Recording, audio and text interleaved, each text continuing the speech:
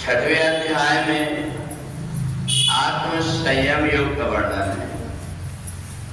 युञ्जन् एवं सदात्मानं योगी नियत मानसः शांतिम निर्वाण परमाम मत संस्थाम अधिगच्छति। भगवान कहते हैं कि जो मन को वश में रख करके अपनी आत्मा को योग में लगाकर परमात्मा का चिंतन करता है, वह परम पद शांति और मुझे प्राप्त कर लेता है। युञ्जन् एवं सदात्मानं योगी नियत मानसः। हमारा ये मन कई जन्मों के संस्कार के कारण संसार की तरफ भागता है और इसलिए इस मन को वश में करने के लिए अपने अंदर एक प्राण शक्ति, और वो प्राण शक्ति को हम प्राणायाम करके बढ़ा सकते हैं। तो जो व्यक्ति धीरे धीरे अभ्यास करता है योग का और योग का अभ्यास करके अपने मन को परमात्मा की तरफ लगाता है, ये मन संसार की तरफ भागने की उसकी आदत है पहले जन्म से, परंतु जो व्यक्ति परमात्मा की तरफ लगाता है इस मन को, वो परम पद को भी प्राप्त कर लेता है, परमात्मा को भी प्राप्त कर लेता है और शांति को भी प्राप्त कर लेता है। मनुष्य ढूंढता है कि धन प्राप्त कर लेने के बाद में शांति मिलेगी, संतान हो जाने के बाद में शांति मिलेगी, घर परिवार बन जाने में शांति मिलेगी, परंतु ये उसका भ्रम है, ये बाहरी चीजें हैं। आत्मा को इनसे आवश्यकता नहीं है। आत्मा ना ये लेकर के आई है और ना इसको लेकर के जाएगी। आत्मा को अगर शांति हमें देना है तो उसके लिए युञ्जन् एवं सदात्मानं अपने मन को परमात्मा की तरफ लगाना पड़ेगा, और मन को परमात्मा की तरफ लगाने के लिए हमें युक्त आहार विहार करना पड़ता है। हम कैसा भोजन करें, कितना भोजन करें, हम ये भर हमने सीख लिया है कि हमें उपवास करना चाहिए, पर उपवास कैसा करें ये हमको पता नहीं।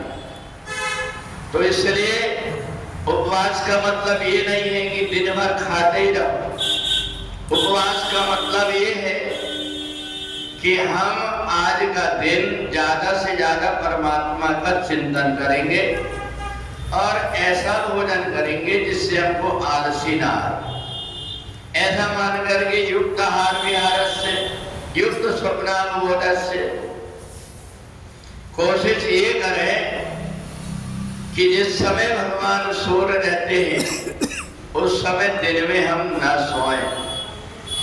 हमारा जब धीरे धीरे अभ्यास बन जाएगा, दिन में सोने से हमारी प्राण शक्ति कमजोर हो जाती है और ये कमजोर प्राण शक्ति को इंद्रियां इधर उधर भटकाते रहती है। तो इसलिए एक कहावत है, जल्दी सोना चाहिए और जल्दी उठना चाहिए। तो जो व्यक्ति अपने ढंग से योग मार्ग को चुन लेता उसको परम शांति भी प्राप्त हो जाती है और आत्मा में आनंद आता है। इसलिए आनंद आता है कि वो संसार में आकर के संसार के विषयों से ऊपर उठ करके परमात्मा में लग जाता है।